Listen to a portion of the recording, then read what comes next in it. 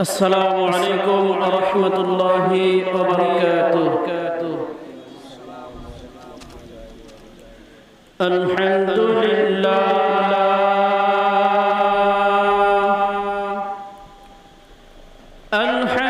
لله نحمده ونستعينه ونستغفره ونؤمن به ونتوكل عليه ونعوذ بالله من شرور أنفسنا ومن سيئات أعمالنا من يهده الله فلا مضل له ومن يضلله فلا هادي له ونشهد أن لا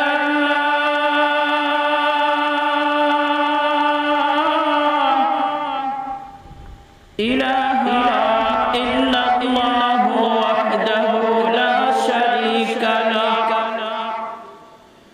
ونشهد أن سيدنا وسندنا وحبيبنا ومولانا محمدا عبده ورسوله الذي أرسله بالحق بشيرا ونذيرا وداعيا إلى الله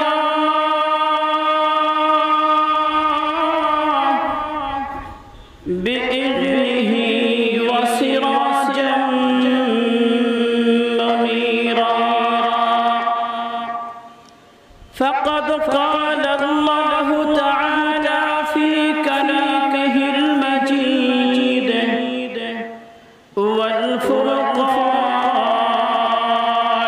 الحميد أعوذ بالله من الشيطان الرجيم بسم الله الرحمن الرحيم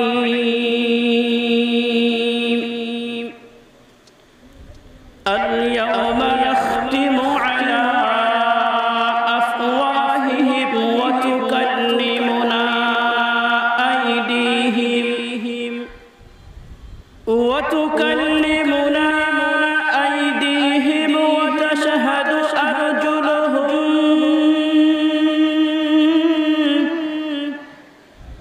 وتشهد أرجلهم بما كانوا يكسبون وقال النبي صلى الله عليه وسلم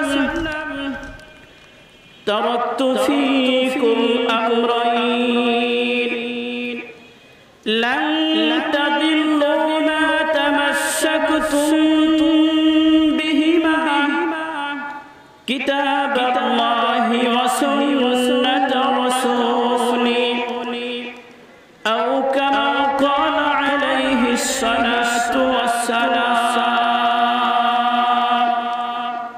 الحمد لله ঐতিহ্যবাহী নাটোর জেলা সদর থানার আওতাধীন লক্ষ্মীপুর আলিম মাদ্রাসার নুরানি শাখার উন্নতিকল্পে 3 দিন ব্যাপী বিরাট তাফসীরুল কোরআন মাহফিলের আজকে সমাপনী দিবসের অত্যন্ত শ্রদ্ধাভাজন সভাপতি জনাব মোহাম্মদ আলতাফ হোসেন সভাপতি অত্র মাদ্রাসা ও যুগ্ম সাধারণ সম্পাদক নাটোর সদর উপজেলা আওয়ামী লীগ এবং উপাধ্যক্ষ Duttapara model degree college Natore সদর নাটোর। সম্মানিত সহ সভাপতি বৃন্দ, আজকের মাহফিলের সম্মানিত প্রধান অতিথির আসন গ্রহণ করে যিনি আমাদেরকে ধন্য করলেন নাটোরের অহংকার আলহাজ শফিকুল ইসলাম শিমুল সাহেব, মাননীয় সংসদ সদস্য নাটোর 2 এবং সাধারণ সম্পাদক নাটোর জেলা আওয়ামী লীগ। আজকের মাহফিলের সম্মানিত বিশেষ অতিথি হিসেবে উপস্থিত রয়েছেন নাটোর জেলা নেতৃবৃন্দ ও স্থানীয় নেতৃবৃন্দ এবং অত্র এলাকার সম্মানিত ব্যক্তিবর্গ, দূর দূরান্ত থেকে আগত এদেশের শ্রেষ্ঠ মায়ের শ্রেষ্ঠ সন্তান হযরত উলামায়ে কেরাম, সামনে উপস্থিত পিতৃতুল্য মুরব্বিয়ানে কেরাম, সমবয়সী যুবক ভাইয়েরা, পর্দার অন্তরালে অবস্থানরত শ্রদ্ধেয় সম্মানিত মা ও বোনেরা, আসুন আমরা দল মত নির্বিশেষে ওই আল্লাহ পাকের শুকর আদায় করি যে মহান আল্লাহ রাব্বুল আলামিন আমাদেরকে সুস্থ রেখে ভালো রেখে প্রাকৃতিক দুর্যোগকে কাটিয়ে জান্নাতি এ বাগানের মধ্যে আসার এবং বসার জন্য তৌফিক দান করলেন। এজন্য সেই স্রষ্টা দয়াময় আল্লাহ রাব্বুল আলামিনের আলিশান দরবারে আমরা সকলেই দিল থেকে মন খুলে শুকর আদায় করছি, সকলেই একসাথে পড়ছি আলহামদুলিল্লাহ। সাথে সাথে দরুদ কারীম পড়ে নেই সেই নবীর প্রতি যে নবীকে আল্লাহ রাব্বুল আলামিন সৃষ্টি না করলে আসমান জমিন গ্রহ নক্ষত্র এমনকি আমরা দু চোখে যা কিছু দেখি আর না দেখি কোনো কিছুই আল্লাহ রাব্বুল আলামিন সৃষ্টি করতেন না। সেই মহান নবীর প্রতি আমরা সকলেই মুহাব্বতের সাথে দরদের সাথে দরুদ কারীম পাঠ করি সাল্লাল্লাহু আলাইহি ওয়াসাল্লাম। সম্মানিত উপস্থিতি, আমি আমার আলোচনার সূচনায় আনুষ্ঠানিকতার মধ্য দিয়ে সকলকে দৃষ্টি আকর্ষণ করে বলতে চাচ্ছি, দ্বীনি ভাই সকল আপনারা সকলে কেমন আছেন? জি আলহামদুলিল্লাহ, আল্লাহ রাব্বুল আলামিন আমাকেও ভালো রেখেছেন। দোয়া করছি আল্লাহ রাব্বুল আলামিন যেন আমাদের সকলকে ভালো রেখে সুস্থ মন মানসিকতা নিয়ে আল্লাহ পাকের গোলামি করার তৌফিক দান করেন। সকলে বলে আমিন। আমার ভাইয়েরা, এখানে আমরা আলোচনা শুনতে এসেছি হলো মহাগ্রন্থ কোরআনুল কারীম থেকে, নাকি বলে এই মহাগ্রন্থ কোরআনুল কারীম সম্পর্কে আমাদের আগে জানতে হবে যে কোরআনুল কারীম এটা কি, এই কিতাবটা কিসের জন্য দুনিয়াতে পাঠানো হয়েছে জানার দরকার আছে না নাই? সম্মানিত উপস্থিতি, মহাগ্রন্থ কোরআনুল কারীম এটা এমন একটি কিতাব যে কিতাবের ব্যাপারে বলা হয়েছে যে এই কিতাবের দিকে মুহাব্বতের দৃষ্টি দিয়ে যদি কেউ চায়াও থাকে বলে প্রত্যেকটা সেকেন্ডে নেকি লেখা হয়। সুবহানাল্লাহ জোরে বলেন। এই কোরআনুল কারীমের একটা হরফ যদি তেলাওয়াত করা হয় প্রত্যেকটা হরফে 10টা করে নেকি আছে না নাই? আমার ভাইয়েরা, এই মহাগ্রন্থ কোরআনুল কারীম দুনিয়ার মধ্যে আল্লাহ রাব্বুল আলামিন যত কিতাব নাজিল করেছেন সমস্ত কিতাবের মধ্যে আল্লাহ রাব্বুল আলামিন কোরআনুল কারীমকে শ্রেষ্ঠত্ব দান করেছেন। সুবহানাল্লাহ জোরে বলেন। এই দুনিয়াতে আল্লাহ রাব্বুল আলামিন যত কিতাব নাজিল করেছেন কোন কিতাব নাজিল করার পরে আল্লাহ রাব্বুল আলামিন এমন কথা বলেন নাই যে এই কিতাব আমি নাজিল করেছি, এর হেফাজতের দায়িত্ব আমি আল্লাহ পাক নিয়েছি। কোরআনুল কারীম এটা এমন একটি কিতাব যে কিতাবের ব্যাপারে আল্লাহ রাব্বুল আলামিন বলেন ইন্না নাহনু নাযালনা যিকরা ওয়া ইন্না লাহু লাহাফিজুন। এই কিতাব আমি নাজিল করেছি এবং এই কিতাবের হেফাজতের দায়িত্ব আমি আল্লাহ রাব্বুল আলামিন নিয়েছি। সুবহানাল্লাহ জোরে বলেন। আমার ভাইয়েরা, যেই কিতাবের হেফাজতের দায়িত্ব আল্লাহ রাব্বুল আলামিন নিজে নিয়েছেন, এই কিতাব দুনিয়া থেকে উৎখাত করার জন্য কোনো ব্যক্তি যদি চায় চায়, আচ্ছা আপনারা বলেন তো দেখি কেউ পারবে কি আসলে? এই কোরআনুল কারীমকে দুনিয়া থেকে মিটিয়ে দেওয়ার জন্য কোন শক্তি দুনিয়াতে আবিষ্কার হয়েছে? কিয়ামত পর্যন্ত হবে। আমেরিকা যদি চক্রান্ত করে যে সারা বিশ্ব থেকে কোরআনুল কারীমকে আমি বিদায় করে দেব, কি বলেন সম্ভব? পারবে কখনো? ভারত যদি চক্রান্ত করে কোরআনুল কারীমকে দুনিয়া থেকে বিদায় করে দেব, কখনো সম্ভব? আমেরিকা যদি চক্রান্ত করে, রাশিয়া যদি চক্রান্ত করে, কখনোই কোরআনুল কারীমকে এই দুনিয়া থেকে বিদায় করে দেওয়া মোটেও সম্ভব নয়। কারণ এই কোরআনুল কারীম নাজিল করার পরে আল্লাহ রাব্বুল আলামিন নিজে বলেছেন, এই কোরআন আমি নাজিল করেছি, এর হেফাজতের দায়িত্ব আমি আল্লাহ নিয়েছি। সুবহানাল্লাহ জোরে বলেন। আমার ভাইয়েরা, এই কোরআনুল কারীমকে দুনিয়া থেকে বিদায় করা তো দূরের কথা, এই কোরআনুল কারীমের মধ্যে 114টা সূরার মধ্যে একটা সূরাও তারা পরিবর্তন করতে পারবে না। একটা সূরা পরিবর্তন করা তো দূরের কথা, একটি আয়াতে কারিমা পরিবর্তন করতে পারবে না। একটি আয়াতে কারিমা পরিবর্তন করা তো দূরের কথা, একটি বাক্য পরিবর্তন করতে পারবে না। একটা বাক্য পরিবর্তন করা তো দূরের কথা, একটা শব্দ পরিবর্তন করতে পারবে না। একটা শব্দ পরিবর্তন করা তো দূরের কথা, একটা হরফ পরিবর্তন করতে পারবে না। একটা হরফ পরিবর্তন করা তো দূরের কথা, একটা জের জবর পেশ পর্যন্ত পরিবর্তন করতে পারবে না। জের জবর পেশ পরিবর্তন করা তো দূরের কথা, একটা নক্তা পর্যন্ত পরিবর্তন করতে পারবে না। কথা বলেন ঠিক কি না? এই দুনিয়াতে হাজারো চেষ্টা থাকবে, প্রচেষ্টা থাকবে, কিন্তু যেই কোরআন হেফাজতের দায়িত্ব আল্লাহ রাব্বুল আলামিন নিজে নিয়েছেন, এই কোরআনকে মিটিয়ে দেওয়ার চক্রান্ত থাকতে পারে, গবেষণা থাকতে পারে, চিন্তা ফিকির থাকতে পারে, কিন্তু কোশ্চেন কালেও এই কোরআনকে ফু দিয়ে নিভিয়ে দেওয়া সম্ভব নয়। আমার ভাইয়েরা, এই কোরআনুল কারীম এটা এমন একটি কিতাব যে কিতাব ধরলেও নাকি সুবহানাল্লাহ জোরে বলেন। আমার ভাইয়েরা, কোরআনুল কারীম এটাই এমন একটা কিতাব যে কিতাব দল মত নির্বিশেষে সকলেই এই কোরআনকে মুহাব্বত করে না। কি বলেন? আমার আপনার কলিজার মধ্যে কোরআনের মুহাব্বত নাই?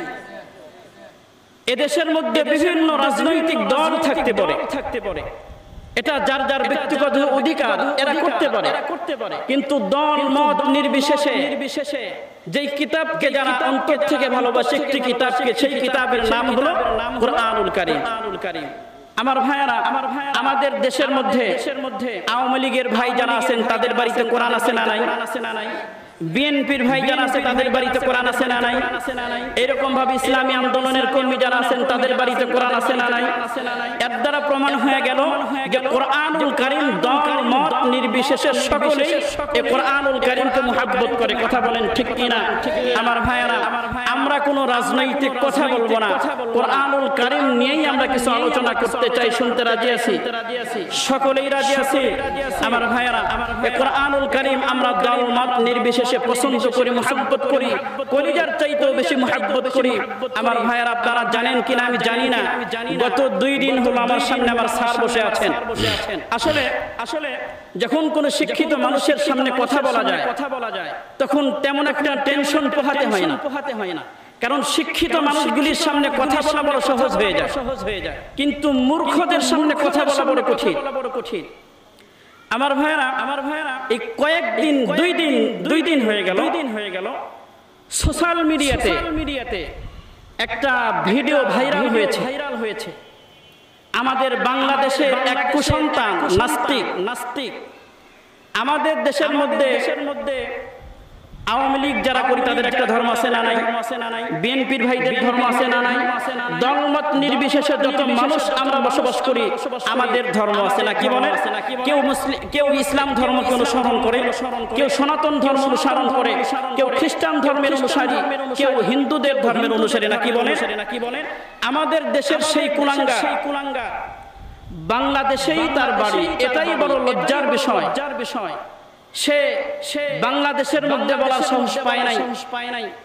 অস্ট্রেলিয়াতে গিয়ে মাঝে মধ্যেই ফেসবুক লাইভে এসে আমাদের নবী সাল্লাল্লাহু আলাইহি সাল্লামকে নিয়ে বাজে মন্তব্য করেছে, আল্লাহ রাব্বুল আলামিনকে নিয়ে বাজে মন্তব্য করেছে, এমনকি আমাদের দেশের মাননীয় প্রধানমন্ত্রীকে নিয়েও মন্তব্য করেছে, খারাপ খারাপ মন্তব্য করেছে।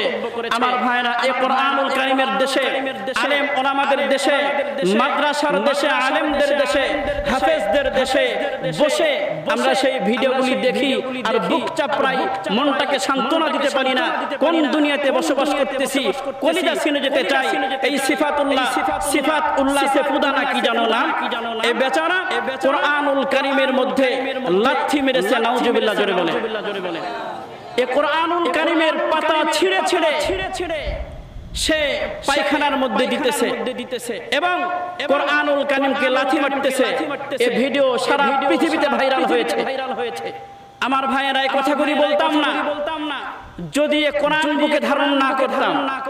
কারণ এখানে দল মত, আমরা কোনো রাজনৈতিক কথা বলার জন্য এখানে বসেও নাই, রাজনৈতিক কোনো কথা বলার উদ্দেশ্যও আমার নাই। এই কথাগুলিও বলতাম না। শুধুমাত্র সকাল থেকে সন্ধ্যা পর্যন্ত রাত দিন 24 ঘন্টা কোরআনুল কারীমের সবক আমরা দেই এবং নেই। রাত দিন 24 ঘন্টা কোরআনুল কারীমের সাথে আমাদের সম্পর্ক। কোরআনুল কারীমের আয়াত তেলাওয়াত করতে করতে আমরা ঘুমায় যাই। কোরআনুল কারীমের শব্দ ব্যবহার করে ঘুম থেকে জাগ্রত হই। মসজিদের আযান শুনে ঘুমায় যাই, আযান শুনলে ঘুম থেকে উঠি। সেই দেশের একজন মানুষ অস্ট্রেলিয়াতে থেকে কোরআনুল কারীমকে লাথি মারবে, কোরআনুল কারীমের পাতা ছিঁড়ে পায়খানার মধ্যে নিক্ষেপ করবে। আপনারা বলুন, এই কুলাঙ্গারের বিচার হওয়ার দরকার আছে না নাই? আর জোরে বলেন, আছে না নাই? আমার ভাইয়েরা, আমরা আমাদের সরকার বাহাদুরের কাছে, উনি নিজেও এজন্য আফসোস করেছেন। আমাদের সরকার বাহাদুর নাস্তিকদেরকে প্রশ্রয় দেয় না, কথা বলেন ঠিক কিনা? আমার ভাইয়েরা, আমাদের প্রধানমন্ত্রীকে নিয়েও বাজে বাজে মন্তব্য করেছে। আজকের এই তাফসীরুল কোরআন মাহফিল থেকে আমরা জোর দাবি জানাতে চাই যে এই সিফাতুল্লাহ সেফুদা অস্ট্রেলিয়ার মধ্যে বসে কোরআনুল কারীমকে লাথি মারলো, কোরআনুল কারীমের পৃষ্ঠা ছিঁড়ে এইরকম ভাবে পায়খানার মধ্যে দিল, কোরআনুল কারীমকে লাথি দিয়ে ঘর থেকে বের করে দিল। এই সিফাতুল্লাহকে বাংলাদেশ থেকে আপনারা আন্তর্জাতিক পর্যায়ে যোগাযোগ করে বাংলাদেশে নিয়ে এসে বাইতুল মুকাররমের সামনে প্রকাশ্যে দিবালোকে দৃষ্টান্তমূলক শাস্তির ব্যবস্থা করতেই হবে, কথা বলেন ঠিক কিনা? এটা আমাদের ঈমানি দাবি। এটা আমাদের কিসের দাবি? ঈমানি দাবি। আমার ভাইরা, অন্তরটা খান হয়ে যায়। আমরা চাই না এই দেশের মধ্যে অরাজকতা সৃষ্টি হোক। কারণ আমাদের মাননীয় প্রধানমন্ত্রী আলেমদেরকে মুহাব্বত করে কি করে না? আমার দেশের এমপি মন্ত্রীদের মধ্যে আলেমদের মুহাব্বত আছে না নাই? ইসলামের মুহাব্বত আছে না নাই? এজন্য আমার দেশে আমার তো লজ্জা লাগে, আমরা বাংলাদেশের সৈনিক আজকে বিশ্বের মানচিত্রে বাংলাদেশ আজকে অপমানিত, লাঞ্ছিত এই সিফাতুল্লাহ সেফুদার কারণে, কথা বলেন ঠিক কিনা? আমার ভাইয়েরা, অন্তর থেকে দোয়া করতে থাকুন যেন এই জাতীয় কুলাঙ্গারগুলির দৃষ্টান্তমূলক শাস্তি হয়। আমার ভাইয়েরা, মন খারাপ করলেন আপনারা, রাগ করলেন? আমার ভাইরা, রাজনৈতিক কোন কথা বলেছি? কোনো কথা বলি নাই। আমার ভাইরা, আমরা এখানে এসেছি কি দুনিয়া পাওয়ার জন্য? আমরা দুনিয়া পাওয়ার জন্য এখানে আসছি। কিসের জন্য এসেছি? জান্নাত পাওয়ার জন্য, জাহান্নাম থেকে বাঁচার জন্য, আল্লাহকে পাওয়ার জন্য, কথা বলেন ঠিক কিনা? সবচাইতে বড় আশ্চর্যজনক খবর হলো এই যে মাহফিলের মধ্যে আমি আর আপনি বসেছি, আমার আপনার এই খবরটা, এই মেসেজ আল্লাহ পাকের কাছে পর্যন্ত পৌঁছানোর জন্য আল্লাহ রাব্বুল আলামিন এই ময়দানের মধ্যে হাজার হাজার ফেরেশতা নাজিল করেছে। সুবহানাল্লাহ জোরে বলেন। আল্লাহ পাক রাব্বুল আলামিন ডাক দিয়া বলেন, ও ফেরেশতা, এই ময়দানের মধ্যে যতগুলি লোক এই মুহূর্তে বসিয়া গেল, ও ফেরেশতা, এরা কি আমি আল্লাহকে দেখছে নি? ফেরেশতাটা দিয়া বলবে, না, মাওলা আপনাকে দেখে নাই। আল্লাহ পাক রব্বুল আলামিন ডাক দিয়া বলবেন, ও ফেরেশতা, ওরা কি আমার নবীরে দেখছে নি? ফেরেশতাটা দিয়া বলবে, না, মাওলা আপনার নবীকেও দেখে নাই। বলে না আমার জান্নাত জাহান্নাম দেখছেনি? বলে না মাওলা আপনার জান্নাত জাহান্নাম দেখে নাই। আল্লাহ পাক রব্বুল আলামিন ডাক দিয়ে বলতে থাকবেন, ও ফেরেশতা, যেই বান্দাগুলি আমি আল্লাহকে দেখলো না, আমার বানানো জান্নাত জাহান্নাম দেখলো না, আমার নবীকে দেখলো না, ও ফেরেশতা তোমরা সাক্ষী থাকো, যেই বান্দাগুলি আরামের ঘুম থেকে হারাম করিয়া এইরকম ভাবে লক্ষ্মীপুর গ্রামের মধ্যে লক্ষ্মীপুর আলিম মাদ্রাসার তাফসীরুল কোরআনের মধ্যে বসিয়া ঘন্টার পর ঘন্টা কোরআনুল কারীমের আলোচনাগুলি শুনলো, ফেরেশতা তোমরা সাক্ষী থাকো আমি আল্লাহ পাক রব্বুল আলামিন আমার এই সমস্ত সকল বান্দাদের জিন্দেগীর গুনাহ আমি আল্লাহ পাক মাফ করিয়া দিলাম। আমার মুসলমান ভাইরা, মুসলমান বাবা খেয়াল করেন, আল্লাহ পাক রব্বুল আলামিন ডাক দিয়া বলেন, দুনিয়ার ঈমানদারেরা আমি আল্লাহ পাক রব্বুল আলামিন কত বড় কুদরতের মাওলা, আমি মাওলা কত বড় হিকমতের মাওলা। এ মুসলমান, আমি আল্লাহ পাক রব্বুল আলামিন ইচ্ছা করলে তোমাদেরকে অন্য কোন নবীর উম্মত করে দুনিয়ার মধ্যে পাঠাইতে পারতাম। আমি আল্লাহ পাক রব্বুল আলামিন এমন একজন নবীর উম্মত করে তোমাদেরকে দুনিয়ার মধ্যে পাঠাইলাম। এ বান্দা যেই নবীর উম্মত হওয়ার জন্য সমস্ত নবীরা পর্যন্ত আল্লাহর কাছে দরখাস্ত করেছিল আর ডাক দিয়া বলেছিল, মালিক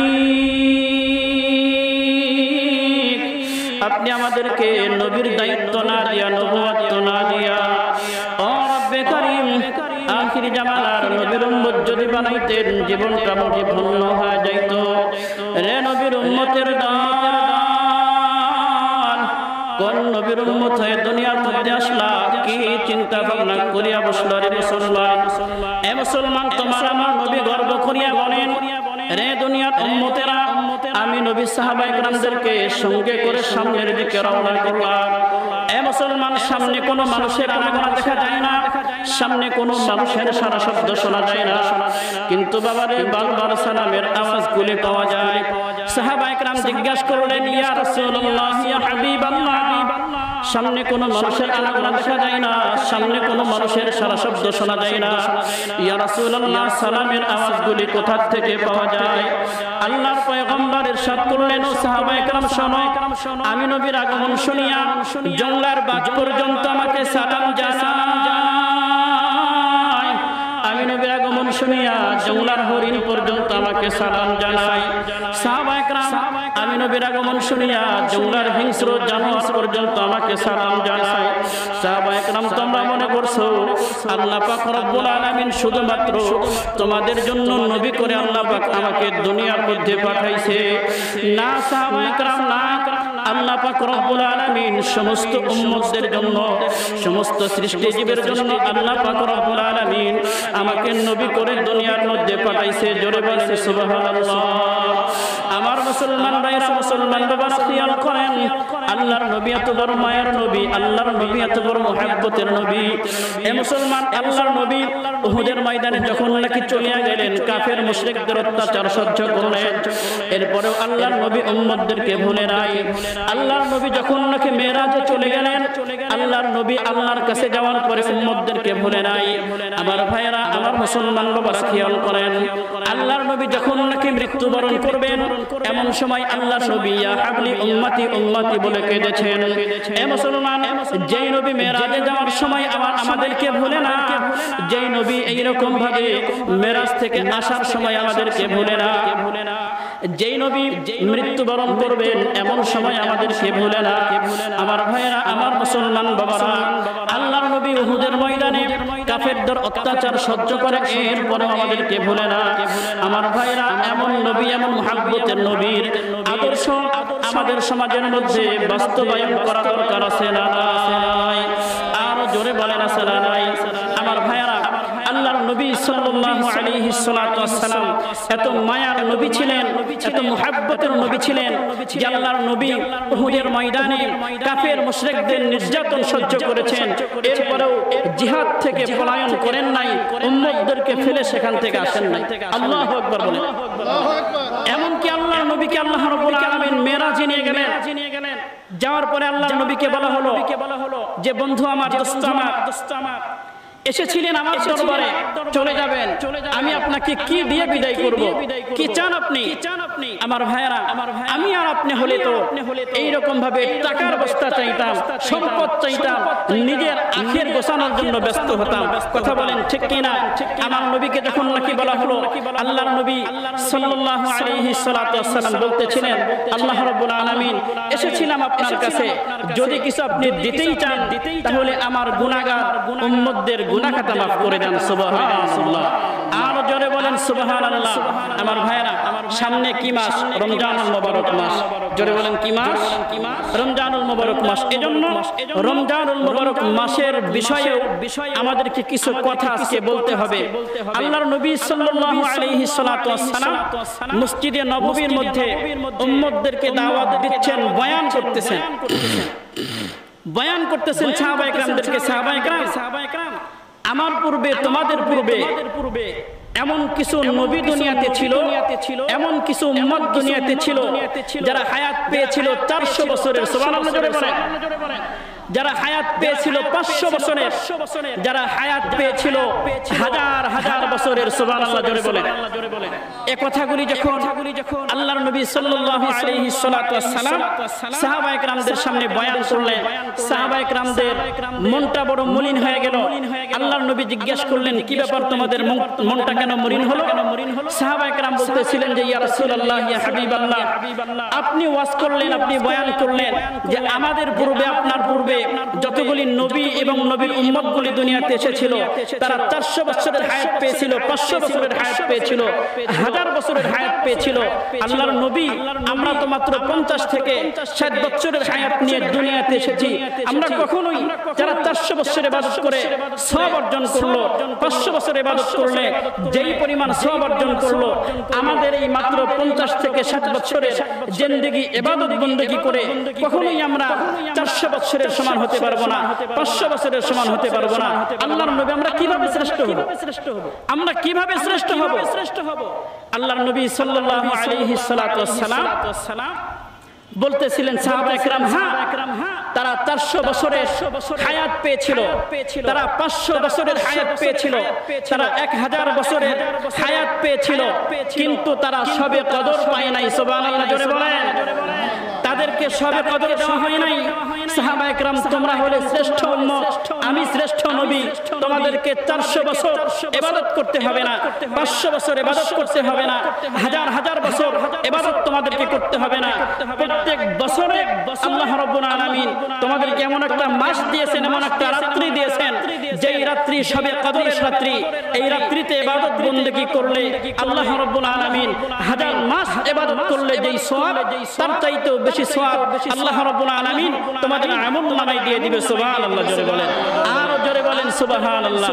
আমার ভাইরা, এই রমজানুল মুবারক মাস আমাদের সামনে আসতেছে, যে মাসে একটা নফল ইবাদত করলেই আল্লাহ পাক ফরজের সওয়াব দিয়ে দিবে। সুবহানাল্লাহ বলেন।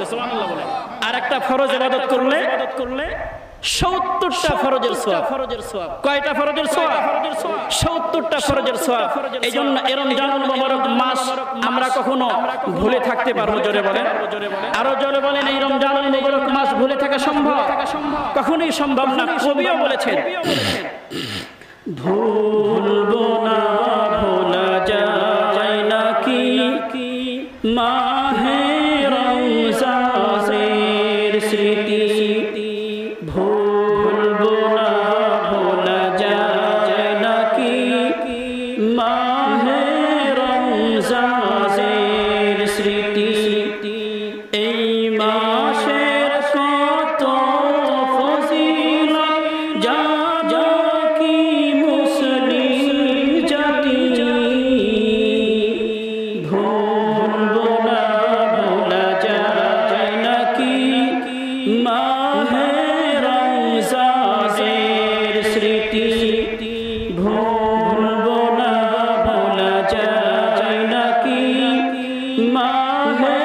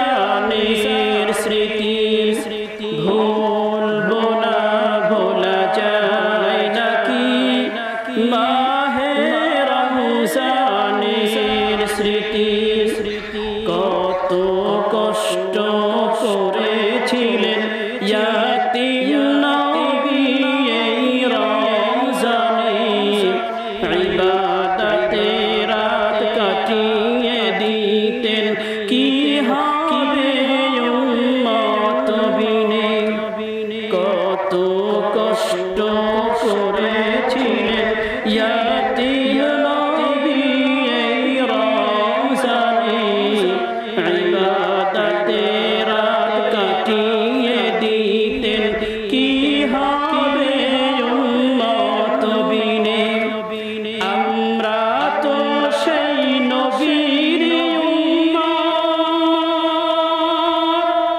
কেমনে দেই তার সিনাতে আঘাত মরণের ভয় নাই কি তোমার কি হবে যে শেষের গতি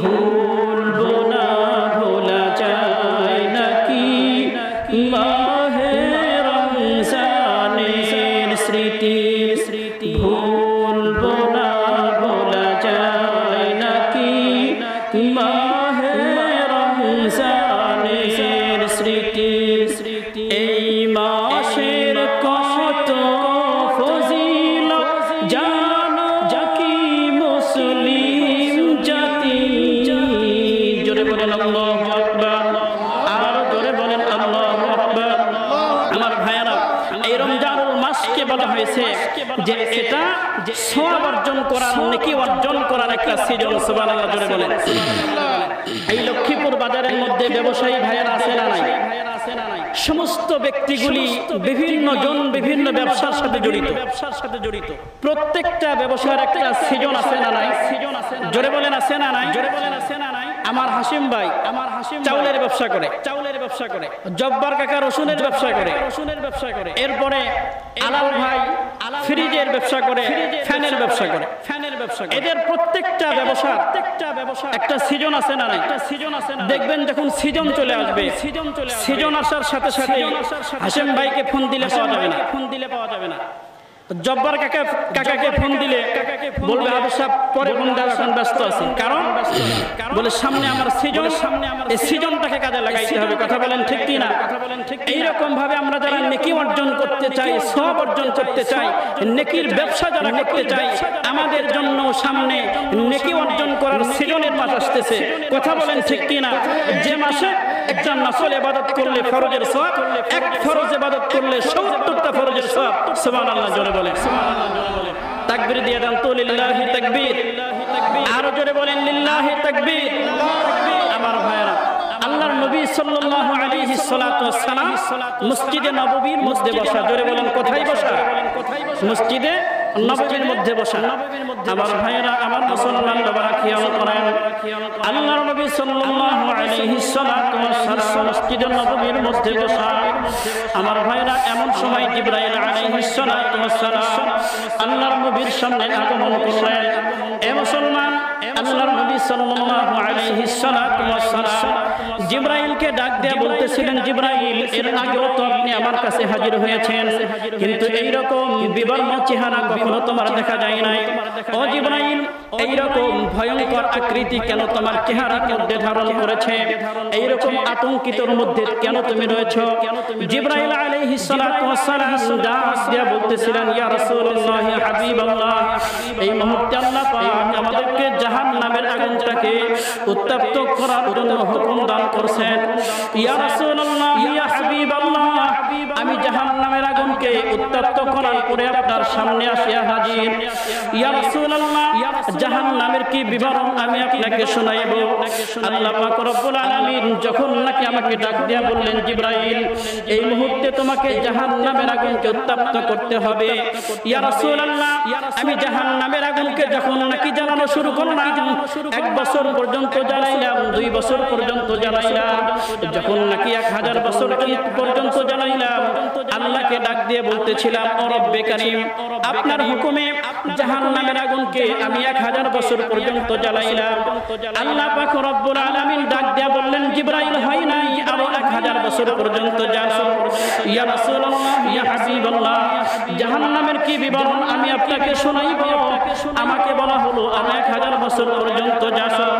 আমি যখন জাহান্নামের আগুনকে আরো 1000 বছর পর্যন্ত জ্বালাইলাম। ইয়া রাসূলুল্লাহ, ইয়া হাবিবাল্লাহ,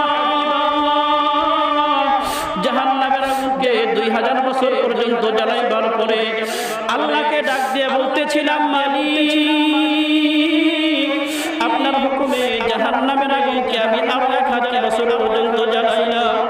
আল্লাহ পাক ডাক দিয়ে বলতেছিলেন, জিবরাইল হয় নাই, আরো 1000 বছর পর্যন্ত জ্বালাও। ইয়া রাসূলুল্লাহ, ইয়া হাবিবাল্লাহ, জাহান্নামের আগুনকে আমি আরো 1000 বছর পর্যন্ত যখন নাকি জ্বালাইলাম, ইয়া রাসূলুল্লাহ আমি লক্ষ্য করেছি, আমি খেয়াল করেছি ওই জাহান্নামের আগুনটা আর সাদা বর্ণ নাই, লাল বর্ণ নাই। ইয়া রাসূলুল্লাহ জাহান্নামের আগুনটা কৃষ্ণ বর্ণ ধারণ করেছে। ইয়া রাসূলুল্লাহ, ইয়া হাবিবাল্লাহ, জাহান্নামের কি বিবরণ আমি আপনাকে শোনাইব। ওই জাহান্নামের মধ্যে যেই সমস্ত ব্যক্তিদেরকে জাহান্নামের মধ্যে নিক্ষেপ করা হবে, ইয়া রাসূলুল্লাহ, ইয়া হাবিবাল্লাহ, ওদেরকে জাহান্নামী শিকল দ্বারা টানিয়া টানিয়া জাহান্নামের মধ্যে নিক্ষেপ করা হবে। ইয়া রাসূলুল্লাহ, এই শিকলগুলি এমন গরম হবে আর এমন উত্তাপ হবে, উদাহরণস্বরূপ জিবরাইল আলাইহিস সালাতু ওয়াস সালাম আল্লাহর নবীকে বলতেছিলেন, আল্লাহর নবী এই শিকলগুলি এমন উত্তাপ হবে আর এমন গরম হবে, দুনিয়ার কোন পাহাড় পর্বতের মধ্যে যদি কোন এই শিকলগুলি যদি রাখা হয়, ইয়া রাসূলুল্লাহ পাহাড় পর্বতগুলি পর্যন্ত গলে বিগলিত হয়ে যাবে। ইয়া রাসূলুল্লাহ শেষ পর্যন্ত দেখা যাবে এই শিকলটা মাটির তলদেশে পর্যন্ত চড়িয়ে গেছে। ইয়া রাসূলুল্লাহ জাহান্নামের কি বিবরণ আমি আপনাকে শোনাইব। ওই জাহান্নামের মধ্যে যেই সমস্ত ব্যক্তিদেরকে জাহান্নামী জুতা পরিধান করানো হবে, ইয়া রাসূলুল্লাহ জাহান্নামী মানুষগুলি ওই জাহান্নামের জুতা পরিধান করার সঙ্গে সঙ্গে পায়ের তালু থেকে শুরু করিয়া মাথার চাঁদি পর্যন্ত আগুন বরাবর হয়ে যাবে, আগুন বরাবর হয়ে যাবে। ইয়া রাসূলুল্লাহ মাথার মগজটা পর্যন্ত টকবক টকবক করতে থাকবে। ইয়া রাসূলুল্লাহ, ইয়া হাবিবাল্লাহ, জাহান্নামের কি বিবরণ আমি আপনাকে শোনাইব। এই জাহান্নামের মধ্যে যেই সমস্ত বান্দা বান্দীদেরকে জাহান্নামের মধ্যে নিক্ষেপ করা হবে, ইয়া রাসূলুল্লাহ তারা জাহান্নামের আযাব আর গজবগুলি সহ্য করতে করতে করতে করতে একটা সময় তারা ক্ষুধার্ত হয়ে যাবে, পিপাসিত হয়ে যাবে। আল্লাহকে ডাক দিয়ে বলতে থাকবেন, মালিক অনেকক্ষণ পর্যন্ত জাহান্নামের আগুনের মধ্যে আমরা পুরা। ও রব্বে কারীম, এই মুহূর্তে আমাদের বড় ক্ষুধা আবির্ভাব হয়েছে, পানির বড় পিপাসা লেগেছে। রব্বে কারীম মেহেরবানি করিয়া ফেরেশতাদের মাধ্যমে আমাকে একটু খাদ্যের ব্যবস্থা করা হোক। রে আমার মুসলমান ভাইরা, হাইবপুরের মুসলমানেরা, লক্ষ্মীপুরের মুসলমানেরা, চুয়াড়ির মুসলমানেরা একটু দিল দিয়া কথাগুলি শোনো রে বাবা। দেখো বাবা রে, এক ফোঁটা চোখের পানি আপনার পড়ে কিনা যখন নাকি আল্লাহ রব্বুল আলামিনকে এমন কথা জাহান্নামী মানুষগুলি বলিয়া দিবে। আল্লাহ পাক রব্বুল আলামিন ডাক দিয়ে ফেরেশতাদেরকে বলবে, ফেরেশতা এই বান্দাগুলি দুনিয়ার মধ্যে আমার হুকুম মানে নাই, এরা এক ওয়াক্ত নামাজ আদায় করে নাই, জুমার নামাজ আদায় করে নাই, এইরকম ভাবে যাকাত আদায় করে নাই, তাফসীরুল কোরআন মাহফিলের মধ্যে যায় নাই। ও ফেরেশতা খবরদার, খবরদার, ওদের সামনে কখনোই ভালো কোনো খাদ্য উপস্থাপন করা যাবে না। ওই যে দেখো আমি আল্লাহ পাক তাদের জন্য খাদ্য একটা রাখিয়া দিছি। ইন্না শাজারাতাস সাকুম তুআমুল আসিম কালমুহলি ইয়াগলি ফিল বুতুন। ও ফেরেশতা সাকুম ফল তাদের সামনে পরিবেশন করো।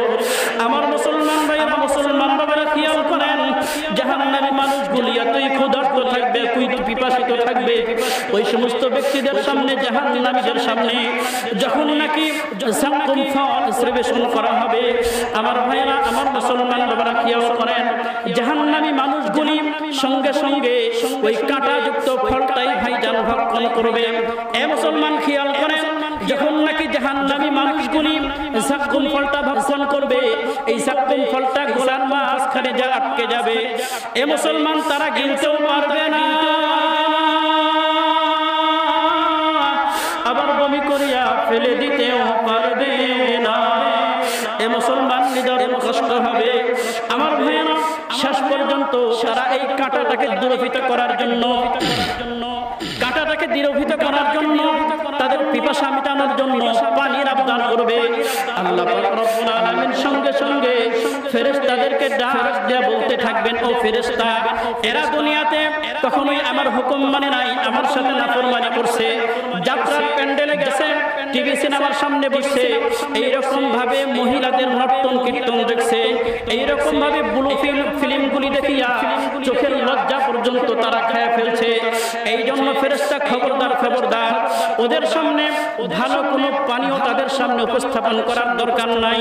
ও ফেরেশতা, ওই যে দেখো আমি জাহান্নামের মধ্যে রাখিয়া দিছি গরম রক্ত আর গরম পুষ, তাদের সামনে পরিবেশন করো। এ মুসলমান, কি নিয়ে মাওলার দরবারে রওনা করলাম, এ বাবারে একটা বড় চিন্তা আর ফিকির করি নাই। আমার ভাইরা, আমার মুসলমান বাবারা, যখন নাকি গরম রক্ত আর গরম পুষ তাদের সামনে পরিবেশন করা হবে, আমার ভাইরা, এই গরম রক্ত আর গরম পুষ জাহান্নামীরা যখন নাকি ভক্ষণ করবে, এ মুসলমান, গরম রক্ত আর গরম পুষগুলি যখন নাকি পেটের মধ্যে চলিয়া যাবে, কিতাবের মধ্যে আছে পেটের মধ্যেকার নাড়ি ভুঁড়িগুলি পর্যন্ত গলে বিগলিত হইয়া পিছনের রাস্তা দিয়ে বের হইতে থাকবে। এ মুসলমান, এই কথাগুলি যখন নাকি আল্লাহর নবী সাল্লাল্লাহু আলাইহি সাল্লামকে জিবরাইল আলাইহিস সালাম জানায় দিলেন, খবরগুলি শোনার পরে আল্লাহর নবী সাল্লাল্লাহু আলাইহি সাল্লাম কান্না শুরু করিয়া দিলেন। জিবরাইলও কাঁদে, আল্লাহর নবীও কাঁদা শুরু করিয়া দিলেন। আমার মুসলমান ভাইরা, মুসলমান বাবারা, কোনো মোল্লা মৌলবীর কথা নাই, কোনো আলেমের কথা নাই। আল্লাহর রাসূল বলেন, যেই বান্দাগুলি এক ফোঁটা গুনাহ নিয়া, একটা গুনাহ নিয়া যদি মাওলার কবরের মধ্যে যায়, এ বাবারে কিতাবের মধ্যে আছে কবরের দুই পাশের মাটি এমন জোরে চাপ মারিয়া দিবে, এ মুসলমান, এক পাঁজরের হাড্ডিগুলি আরেক পাঁজরের মধ্যে ঢুকিয়া যাবে, বাঁচার কোনো উপায় থাকবে না। আমার মুসলমান ভাইরা, মুসলমান বাবারা, খেয়াল করেন, এ মুসলমান, আজকের দুনিয়ার মধ্যে যদি কারো বাড়ির মধ্যে আগুন লাগিয়া যায়, আগুন লাগেনি, আগুন লাগেনি, বাংলাদেশে আগুন আছে না নাই? আরো জোরে বলেন, আছে না নাই? আপনারা কি ঘুমায় গেলেন?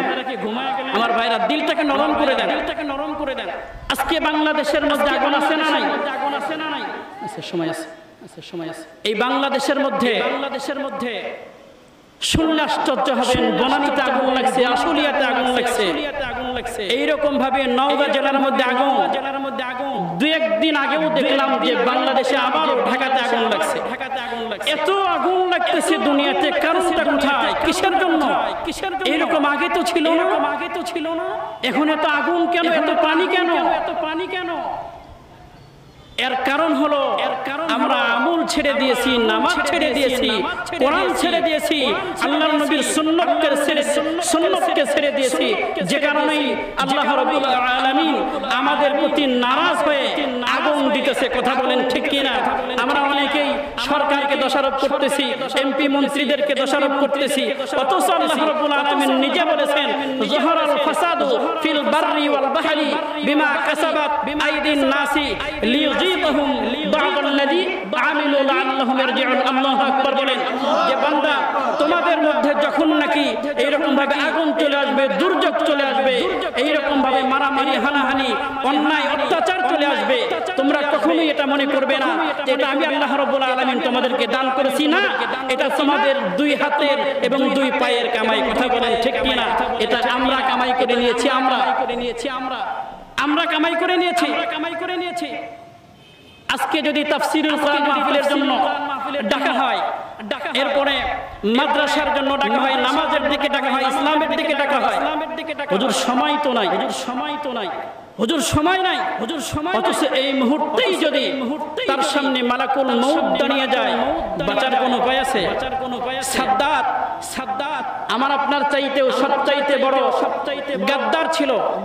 আমি আর আপনি কি টাকাওয়ালা হয়েছি, কি নেতা হয়েছি? সাদ্দাত কম বাহাদুর ছিল না।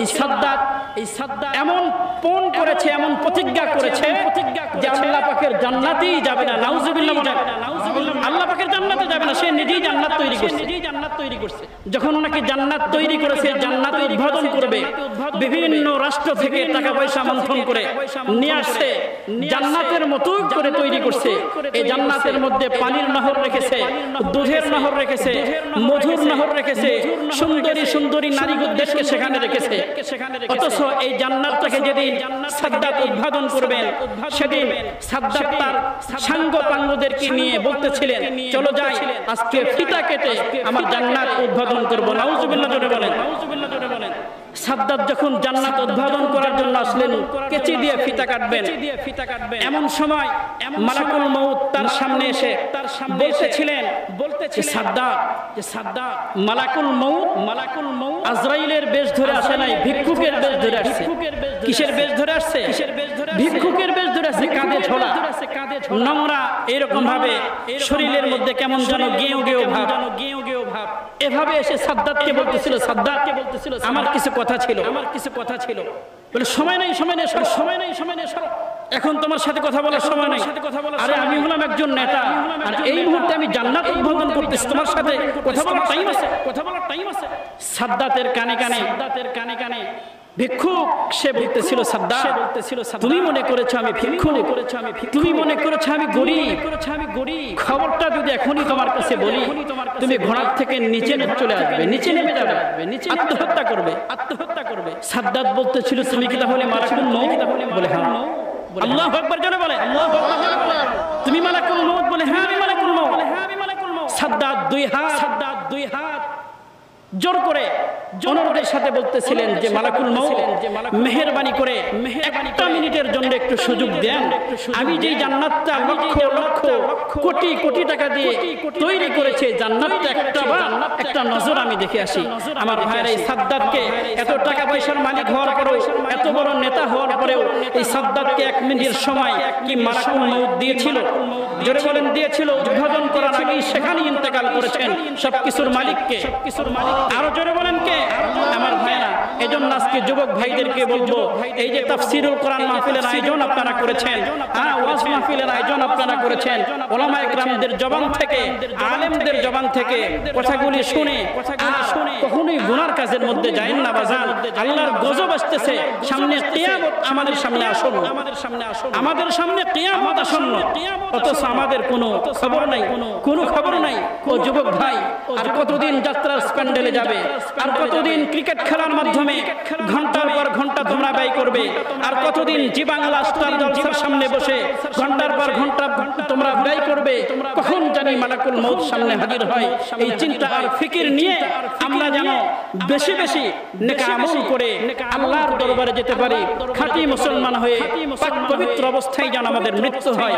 সব সময় মৃত্যুর জন্য তৈয়ার আছি তো ভাই আমরা সকলেই তৈয়ার আছি তো কখন মালাকুল মউত আসবে বলা যায় বাদান বলা যায় এজন্য আমরা হিংসা করব না প্রতিহিংসা করব না গীবত করব না শিকায়েত করব না কখনোই গুনাহের কাজ করব না আল্লাহর রাসূল বলেছেন বুদ্ধিমান হলো তারা বলে যারা নিজের আমল করে নিজের মনটাকে শুধরাইতে পারে নিজের আমলটাকে শুধরাইতে পারে কবরে যাওয়ার আগেই নিজের সামানাগুলি কবরে পৌঁছাইতে পারে সুবহানাল্লাহ জোরে বলেন আল্লাহ রাব্বুল আলামিন আমাদের সকলকে বেঁচে থাকা অবস্থায় কবরে যাওয়ার আগে কবরের সামানাগুলি কবরে পৌঁছে দেওয়ার তৌফিক আল্লাহ রাব্বুল আলামিন আমাদের সকলকে দান করুন আমাদের সকলকে দান করুন সকলে বলে আমিন আমার ভাইরা আমার ভাই বলতেছে আরো 8 মিনিট আছে আমি তো আজানের আওয়াজটা কানে পাইছি তো যাই হোক আমরা যে কথাগুলি বলতেছিলাম আচ্ছা বলুন তো দেখি এই ময়দানের মধ্যে আমরা যতগুলি মানুষ আছি কেউ কি আমরা এই খবর জানি যে মালাকুল মউত আমার সামনে আসবে কেউ বলতে পারবেন কেউ বলতে পারবেন তাহলে আমরা কিসের জন্য তো পাগল হলাম আজকে সারা দেশের মধ্যে আগুন জ্বলতেছে কিছু মানুষ সরকারকে টার্গেট করতেছে যে সরকারের অনৈতিক কিছু কার্যকলাপের কারণে আগুন লাগছে সরকারকে দোষারোপ করতে কোনো সময় লাগে না অথচ আমার আপনার যে দোষের শেষ নাই আমার আপনার যে অপরাধের শেষ নাই এই চিন্তা ফিকির আমরা কখনো করি না আমাদের দেশের কিছু সুশীল সমাজ তারা আমাদের মাননীয় প্রধানমন্ত্রীর কাছে আবেদন করেছে যে মাননীয় প্রধানমন্ত্রী আমাদের দেশের মধ্যে যেইভাবে আগুন লাগছে আমাদের দেশের মধ্যে যেইভাবে আগুন দাউ দাউ করে জ্বলতেছে, হেলিকপ্টারের ব্যবস্থা করেন, হেলিকপ্টারের মাধ্যমে আগুনটাকে নিয়ন্ত্রণ করেন।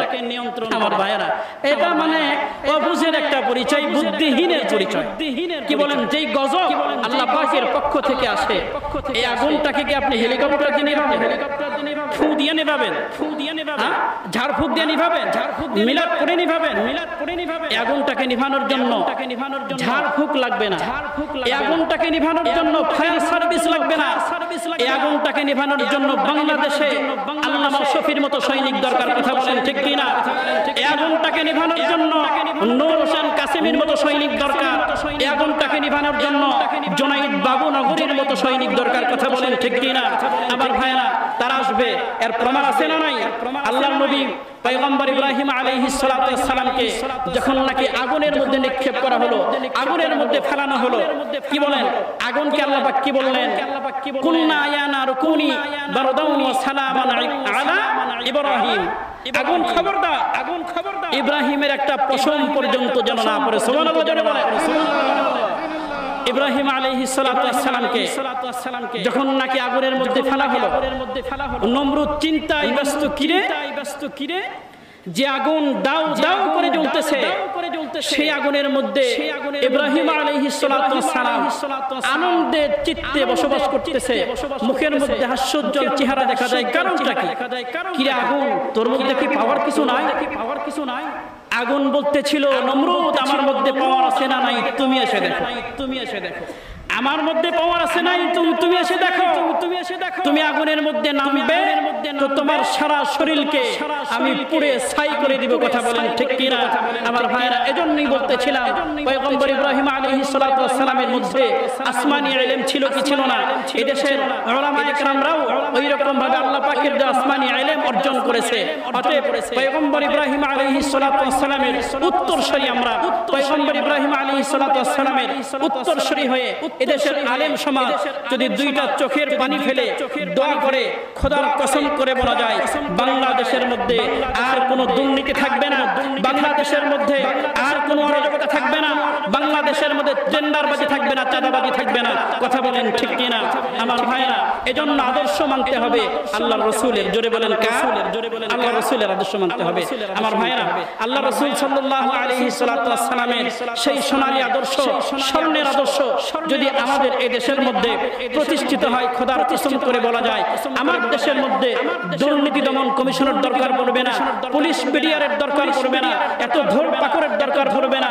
ধন্যবাদ জানাই আমাদের দেশের, এদেশের প্রধানমন্ত্রী সহ বাংলাদেশ সরকারে যারা আছে, তারা সকলেই আমাদের দেশ থেকে মাদক দূর করার জন্য, জঙ্গিবাদ দূর করার জন্য আপ্রাণ চেষ্টা করতেছে। কথা বলেন ঠিক কিনা? আমরা তাদেরকে সাধুবাদ জানাই, তাদেরকে ধন্যবাদ জানাই। তাদের বক্তব্যের সাথে আমাদের বক্তব্য মিল করে বলতে চাই যে হ্যাঁ, আমরাও চাই এদেশের মধ্যে সন্ত্রাস না হোক, আমরাও চাই এদেশের মধ্যে মাদক না হোক, আমাদের দেশের মধ্যে জঙ্গিবাদের আখড়া না হোক। আমার ভাইয়েরা, কিন্তু আমরা যে পদ্ধতি অবলম্বন করতেছি, আমরা যেইভাবে এগুলি নিয়ন্ত্রণ করার চেষ্টা করতেছি, এইভাবে কিয়ামত পর্যন্ত যদি নিয়ন্ত্রণ করতে থাকি, কোশ্চেন কেন বিন্দুমাত্র দুর্নীতি, টেন্ডারবাজি, চাঁদাবাজি, এইরকম ভাবে ধর্ষণ বন্ধ করা সম্ভব নয়। কারণ আমাদেরকে মানতে হবে রাসূলের আদর্শ। জোরে বলেন কার আদর্শ? রাসূলের আদর্শ যদি আমরা মানতে পারি, তাহলেই কেবলমাত্র শুধুমাত্র আমরা এদেশের মধ্য থেকে মাদক দূর করতে পারবো, দুর্নীতি দূর করতে পারবো, সন্ত্রাস দূর করতে পারবো। কথা বলেন ঠিক কিনা? আল্লাহ রাব্বুল আলামিন আমাদের সকলকে বাদ মাগরিব থেকে এখন পর্যন্ত আলোচনা করেছি, আপনারা জানেন সকলের সাথেই একটা সুন্দর সম্পর্ক রয়েছে আমাদের। আমরা সকলেই এখানে যারা উপস্থিত হয়েছি, আমরা আপনাদেরই সন্তান, আপনাদেরই মেহমান। আমরা এখানে উপস্থিত হয়েছি। আমাদের মাদ্রাসার সেক্রেটারি উপস্থিত হয়েছেন, কেশিয়ার উপস্থিত হয়েছেন, এই যে চৌরি বাইতুল মামুর মসজিদের সেক্রেটারি এখানে উপস্থিত রয়েছেন। আমরাই এজন্য আমাদেরকে ওয়াজ করতে হবে, খুব বেশি বয়ান করতে হবে এমন কোনো বিষয় না। এখানে বয়ান করবেন আজকের মাহফিলের অন্যতম আকর্ষণ মাওলানা রাকিবুল ইসলাম। এরপরে পীর সাহেব হুজুর ফয়সাল আহমেদ হেলালি, তাদের বয়ান আপনারা শুনবেন। মাগরিবের পর থেকে এখন পর্যন্ত যতক্ষণ সময় কথা বলেছি, আল্লাহ রাব্বুল আলামিন আমাদের সকলকে আমলের তৌফিক দান করুন। সকলে বলি আমিন। আসসালামু আলাইকুম ওয়া রাহমাতুল্লাহি ওয়া বারাকাতুহু।